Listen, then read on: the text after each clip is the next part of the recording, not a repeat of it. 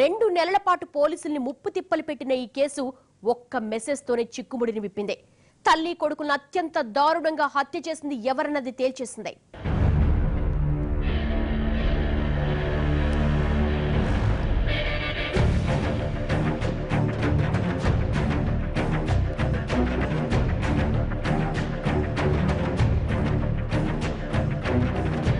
సంచలనం సృష్టించిన ఈ కేసులో 2 నెలల దర్యాప్తు తర్వాత భర్తే హంతకుడని తేల్చారు కడప పోలీసులు. తల్లి కొడుకును హత్య చేసేందుకు పగడ్బందీ ప్లాన్ వేయడం వల్లే ఈ కేసును డీల్ చేయడానికి 2 నెలల టైం తీసుకున్నారు పోలీసులు. ప్రవీణ్ అదుపులోకి తీసుకుని 4 తగిలించగా అసలేం చేసింది గుట్టు విప్పాడు.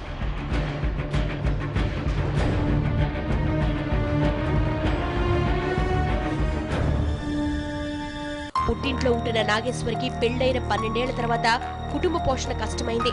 చర్చి పెద్దల దగ్గరకు వెళ్లి తన గోడు చెప్పుకుంది. చర్చి పెద్దలు ప్రవీణ్ పిలిచి నచ్చజెప్పారు. నాగేశ్వరిని చక్కగా చూసుకోమని సలహా ఇచ్చారు. వారితో సరేనని చెప్పిన ప్రవీణ్ నాగేశ్వరిపై కక్ష పెంచుకున్నాడు. తన ఎఫ్ఐఆర్ విషయాన్ని అందరికీ చెబుతూ పరువు తీస్తోందనుకున్నాడు ప్రవీణ్. పగతో రగిలిపోయిన అతడు ఎలాగైనా ఆమెను వదిలించుకోవాలనుకున్నాడు. అందుకోసం ఓ కన్నింగ్ ప్లాన్ వేశాడు. ఎలాగో ఆమెకు ఎఫ్ఐఆర్ ఉందని అందరినీ నమ్మించాడు.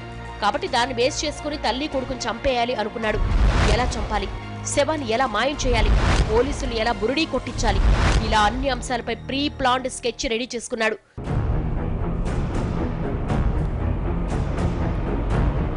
పథకం ప్రకారం రిమ్స్ దగ్గరలోని అటవీ ప్రాంతంలో దిమ్మ నిర్మాణం కోసమంటూ 5 అడుగుల గొయ్యి తీశాడు ప్రవీణ్. తర్వాత ద్వారకానగర్లోని ఓ అపార్ట్మెంట్ను అద్దెకి తీసుకున్నాడు. ప్లాన్ ప్రకారం నాగేశ్వరిని కలిసి కపట ప్రేమ ఒలకబోశాడు.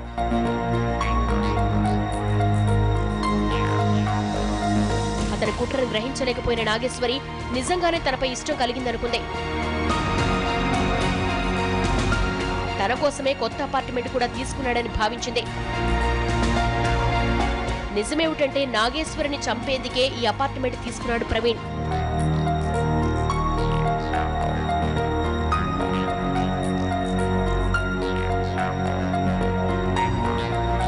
ప్లాన్ ప్రకారం ఆ రోజు బిర్యానీలో విషం కలిపాడు. దాని భార్య కొడుకు పెట్టాడు. అతని ప్లాన్ వర్కౌట్ అయింది. బిర్యానీ తిన్న తల్లి కొడుకు స్పృహ తప్పి పడిపోయారు. వాళ్ళిద్దరిని గొంతు నిలివి చంపేసిన దుర్మార్గుడు డెడ్ బాడీలను 2 కవర్లలో దాచాడు. వాటిని కారులో అటవీ ప్రాంతానికి తీసుకెళ్లాడు. ముందుగానే తీసిన గోతులో 2 మృతదేహాల్ని పడేసి గొయ్యిని పూడ్చిపెట్టాడు. ప్రవీణ్ హై డ్రామా ఆడిన చిన్న క్లూ వల్ల పోలీసులు ఈ కేసును డీల్ చేయగలిగారు. ఎవరితోనూ వెళ్లిపోయిందంటూ మెసేజ్ చూపించిన ప్రవీణ్ ఆ రోజు తన భార్యకు ఒక్కసారి కూడా కాల్ చేయలేదు. ఇక్కడే పోలీసులకు అతనిపై అనుమానం వచ్చింది. అంత ప్రేమ వలకుపోస్తున్నవాడు ఆమెను ఎందుకు వెనక్కు పిలవలేదు అన్నదానిపై నిఘా పెట్టారు. ప్రవీణ్తో పెళ్లి ఇష్టం లేదని పెళ్లైన 12 ఏళ్ల తర్వాత ఎందుకు చెప్పిందన్నది నాగేశ్వరి కుటుంబ సభ్యులు వేసిన ప్రశ్న. ఈ ప్రశ్నకు సమాధానం చెప్పలేక తడబడిన ప్రవీణ్ తను చేసిన దుర్మార్గాన్ని బయటపెట్టాడు. హత్యకు ముందే నాగేశ్వరి మొబైల్ నుంచి తనే ఆ మెసేజ్ క్రియేట్ చేసి తన మొబైల్ కు పంపుకున్నట్లు తెలిపాడు. ఇంత చెప్పినా పోలీసులకు సంతృప్తి కలగలేదు. ఇంకా ఏదో దాస్తున్నాడని భావించారు. నువ్వొక్కడవే ఈ 2 హత్యలు చేశావా, నిజం చెప్పు అంటూ 4 తగిలించారు. తన మేనమామ రాజులు కూడా తనతో చేతులు కలిపినట్లు బయటపెట్టాడు ప్రవీణ్.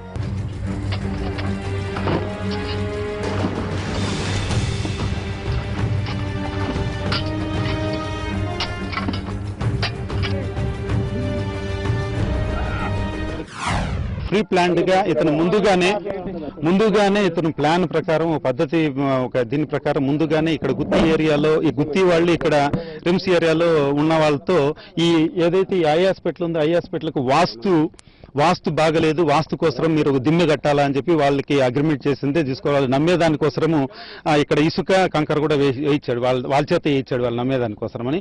ఆల్రెడీ ముందుగానే గుంత తీసి పెట్టుకున్నాడు. పద్ధతి ప్రకారం ప్లాన్ ప్రకారం ఆ దీంట్లో ఇచ్చేసి 11వ తారీఖే బిర్యానీలో టాబ్లెట్స్ కలిపి ఆ మత్తులో ఉండగా చంపాడు. ఊపిరాడకుండా గొంతు పట్టుకొని చంపాడు. ప్రవీణ్ వెంట పెట్టుకుని పోలీసులు శవాల్ని పూడ్చిపెట్టిన ప్రదేశానికి వెళ్లారు.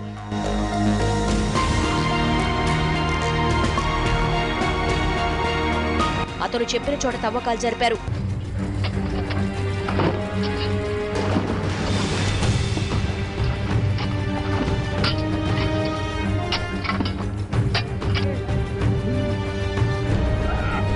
పూర్తిగా కుళ్లిపోయి దుర్వాసన వస్తున్న శవాలు కనిపించాయి. వాటిని బయటకు తీసి పోస్ట్ మార్టం నిర్వహించారు. ప్రవీణ్ అతని మేనమామ రాజులపై హత్య కేసు నమోదు చేశారు. మెయిన్ ఏంటంటే ఆమె మీద అనుమానము, ఆమె అరెస్ట్ చేస్తున్నది, అరెస్ట్మెంట్ తట్టుకోలేక కూతురు అంటే అతనికి ఇష్టం అంటే కూతురుని అతను పెంచుకుంటున్నాడు. 6 నెలలు పాప నుంచి అతనే పెంచుకుంటున్నాడు. కూతురు మీద వాళ్ళ అమ్మకు ద్వేషం ఉంది. తర్వాత ఏదైతే కొడుకున్నాడు ఇప్పుడు చంపాడు, ఏదైతే కొడుకున్నాడో ఆ కొడుకు అతనికి పుట్టలేదని చెప్పి అతనికి స్ట్రాంగ్ ఫీలింగ్. దీంట్లో భాగంగానే అరెస్ట్మెంట్ తట్టుకోలేక విడిగా కొంతకాలంగా విడిగా ఉన్నారు. విడిగా ఉండి ఆయన నెలకు కొంత డబ్బులు 15,000 రూపాయలు ఆమెకి ఇస్తానని చెప్తున్నాడు. ఆ కోణంలో కూడా దర్యాప్తు చేస్తున్నాము. ఇచ్చిన తర్వాత ఆమె అరెస్ట్మెంట్ తట్టుకోలేక ఇతని క్యారెక్టర్ మీద ఆమెకు సస్పిషన్ ఉంది. ఆమె ఓపెన్ గా డిక్లేర్ చేసింది అంటున్నాడు. అది ఎంతవరకు నిజమో ఇన్వెస్టిగేషన్ లో తేలాలా. ఆ కొడుకు తనకు పుట్టలేదని చెప్పి ఆ భావంతో స్ట్రాంగ్ ఫీలింగ్ ఇతను ఆమె క్యారెక్టర్ మీద, ఈ సెక్సువల్ జెలసీ మీద ఇది చేశాను అని చెప్పి కన్ఫెషన్ లో అడ్మిట్ అవ్వడం జరిగింది. ఈ కేసు దర్యాప్తులో పోలీసులు తమకు నరకం చూపించారని ఆరోపించారు నాగేశ్వరి కుటుంబ సభ్యులు. నాగేశ్వరి కనిపించట్లేదన్న బాధలో తాముంటే పోలీసులు తమపై అనుమానం వ్యక్తం చేశారని, నానా రకాలుగా ఇబ్బంది పెట్టారని ఆవేదన వ్యక్తం చేశారు.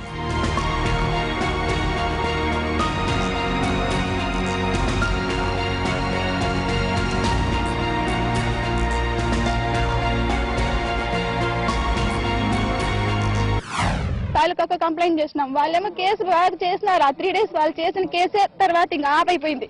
మహిళా పోలీస్ స్టేషన్ పంపించారు. మహిళా పోలీస్ స్టేషన్ లో ఇంకా ఏమీ జరగల. మమ్మల్ని బ్లేమ్ చేస్తూ వచ్చినారు. మీ బావులతో మాట్లాడింది, మీ బావులతో కనెక్షన్ ఉంది, ఇంట్లో వాళ్ళు మేము సెల్లులతో మాట్లాడతాం, మా నెంబర్లు ఉంటాయి, మీ బావులే ఎత్తుకుపోయినారేమో అని మా ఇండ్లలో సెర్చ్ చేసినారు. మా ఇండ్లు, మా అక్కోళ్ళ ఇల్లు, మా బావ వాళ్ళ అత్తోళ్ళ ఇల్లు, వాళ్ళ అమ్మోళ్ళ ఇల్లు, అందరి ఇల్లు, మా ఇళ్ళలో మమ్మల్ని హెరాస్మెంట్ చేసినారు. నాకు కాల్ లిస్ట్ తీసి నన్ను అడిగినారు. నేను మా ఇంకా కన్నపల్లె దేవుడా అని ఎంట పడతా అంటే వాడిని కాల్ లిస్ట్ తీయండి, వాడి నెంబర్లు తీయండి, బయటకు వస్తుందంటే మొన్నటి వరకు కూడా మొన్న వేరే టీం పెట్టి సార్ వాళ్ళు చేసేంత వరకు కూడా ఆ కాల్ లిస్ట్ తీల. డిఎస్పీ సార్ని నేను ఎంత బతిమలాడినా, సార్ దాంట్లో క్లూ దొరుకుతుంది సార్ మనం వెతుకుదామని చెప్పి డిఎస్పీ సార్కి వినలా. కొత్త టీం వాళ్ళు తాలూకా వాళ్ళు తీసి అప్పుడు పట్టుకున్నారు వాడిని. అది మేడం చెప్తే చంపేసినాడంట సార్. మాకేం తెలుసు, ఇప్పుడు వాడు చెప్తా అంటే కదా మాకు. ఓన్లీ నా ఫోన్ నెంబర్ల ప్రకారంగా అసలు మిమ్మల్ని పట్టుకోవాలా, మీరే చేసింటారు, ఎప్పుడు మీరే ఫోన్లు చేస్తారంటే ఆ పాప మాకు ఫోన్లు చేసి డబ్బులు అడుగుతుంటారు. మా మొగుడు లేదా డబ్బులు అని మా చెల్లెలను వాళ్ళని అడిగి డబ్బులు ఇప్పించుకుంటుంటారు. సంసారం సరిగా లేదు. కానీ ఆ పిల్లోడు వచ్చిపోయేది మాత్రము మాకు చెప్పలేదు. అందులో డిఎస్పీ ఏమంటారంటే ఈ నెంబర్లను చూస్తే కానీ ఆడుకోపోయినట్టుంది, మెసేజ్ తీసుకుపోయినట్టుంది, మీరు ముందు అట్లా రౌండప్ చేశారంటే నేను మొత్తం పూర్తిగా డైవర్ట్ అయిపోయి వేరే రూట్లో పోయేసి ఎక్కడెక్కడ ఫ్రెండ్స్ ఇళ్ళలో బంధువుల ఇళ్ళలో ఉందేమని ఎత్తుకులాడుకుంటూ వచ్చినాము. మా వాళ్ళలో ఎత్తుకులాల్సి వచ్చింది. దారుణ పరిస్థితుల మధ్య ప్రాణాలు విడిచిన తల్లి కొడుకు ఇక తిరిగిరారు. ఆమె మరణం ఈ కుటుంబానికి ఎప్పటికీ తీరని లోటే. ఇంతటి ఘాతుకానికి ఒడిగట్టిన దుర్మార్గులకు కాళ్ళు చేతులు తీసేయాలని కోరింది నాగేశ్వరి తల్లి. చంపేయాల కాళ్ళు చేయి తీసేయాల. వానికి ఒక కాలు ఒక చేయి తీసేస్తే అట్టే బతకాల. వాడు అనుభవించి చచ్చిపోవాల. అది నా కోరిక. అదే వాని కాళ్ళు చేతులు తీసేయాల. వానికి అట్టే వాడు చచ్చిపోవాల. ప్రవీణ్ ఆరోపించినట్లు నాగేశ్వరి ఎలాంటి వివాహేతర సంబంధం పెట్టుకోలేదు. దర్యాప్తులో ఈ విషయం బయటపడింది. పతివ్రత లాంటి భార్యపై అనుమానపు నిందలు వేశాడు హంతకుడు. అంత పగడ్బందీగా ప్లాన్ ప్రకారము డీఎస్పీకి అర్థం కాలేదా? అర్థం కాలే డీఎస్పీకి లేదంట. నువ్వు ఇలా పాప, నువ్వు లేకుండా ఎట్ వస్తుంది, మీ అక్క పోయింది పోస్తుంది పో. ఆ మెసేజ్ రాంగ్ మెసేజ్, మేము చెప్తా అన్నాం సార్, రాంగ్ మెసేజ్ సార్, మా అక్క పెట్టదు సార్, మాతో చెప్తాది అన్ని. ఆ రోజు పోయింది, నేను వేరే వాళ్ళతో వెళ్ళిపోతున్నా అని మెసేజ్ పెట్టిందట. వాడు సెల్లు తీసుకొని వాడు పెట్టినాడు. ఇప్పుడు ఒప్పుకున్నాడు. మేము చెప్తా అన్నాం మా అక్క పెట్టదు సార్ మెసేజ్ అని.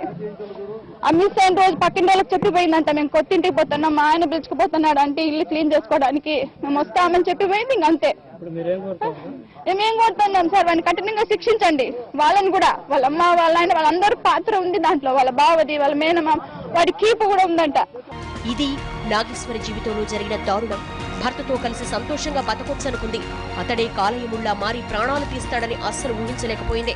బంగారం లాంటి భార్య, ముత్యాల్లాంటి 2 పిల్లలతో చక్కగా కాపురం చేసుకోవాల్సిన ప్రవీణ్ వివాహితర సంబంధం పెట్టుకుని రాక్షసుళ్లా మారి అమానుషానికి పాల్పడి చివరకు జైలు పాలయ్యాడు.